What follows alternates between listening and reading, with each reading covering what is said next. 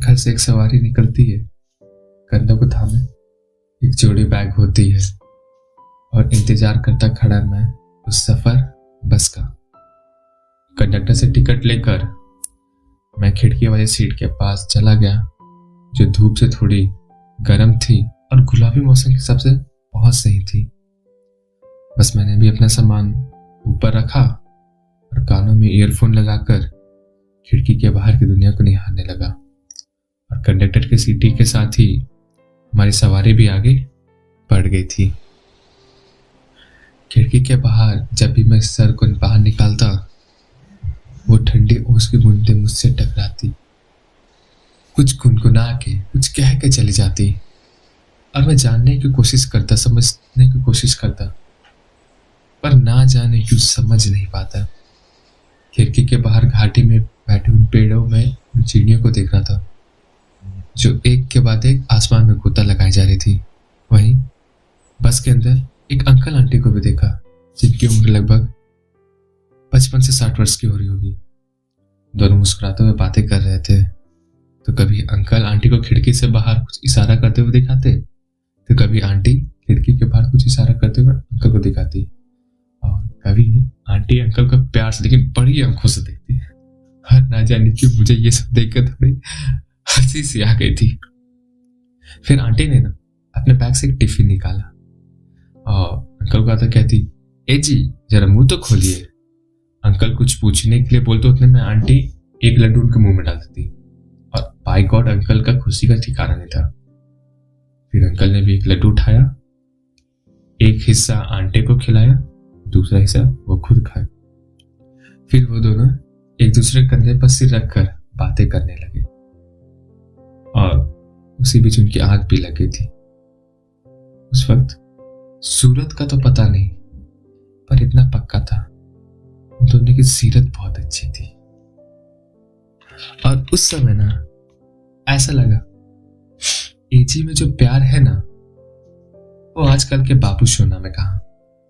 जैसे जैसे बस आगे बढ़ रही थी, लोग भी आते जा रहे थे। कुछ स्टूडेंट भी इस सफर का हिस्सा थे, जिनकी आंखों में लगन के साथ कामयाबी की भी चमक थी।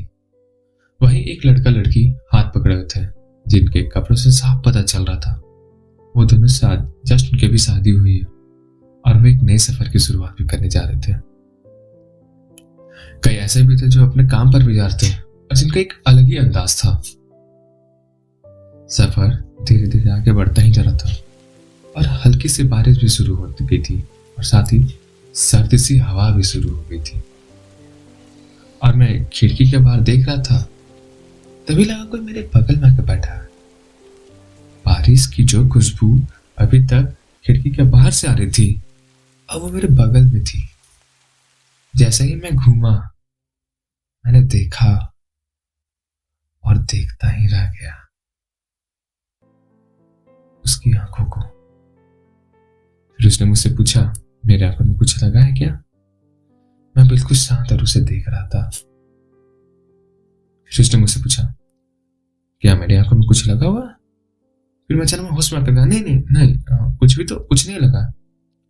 और उस दिन मानो प्रभु श्री राम जी की कृपा रही और इस सफर का एक साथी मिल गया था।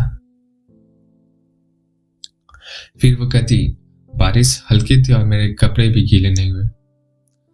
और फिर मैंने भी अपने अंदाज में कहा, हाँ इस मौसम को कहाँ मंजूर कि इस फूल से कली को भिगोना।